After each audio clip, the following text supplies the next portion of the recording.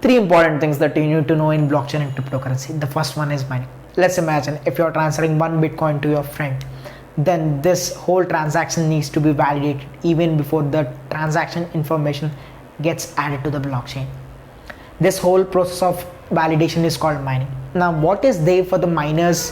What is the benefit for miners if they do this validation? Comes to the next topic, proof of work.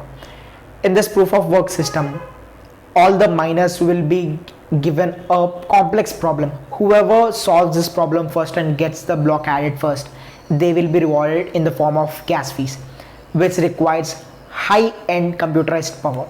The third topic is proof of stake. Now let's say I have 1.1 Ethereum with me and there is a request of 2 Ethereum transaction.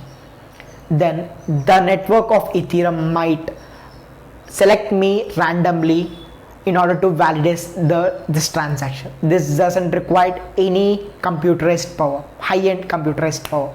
Thank you.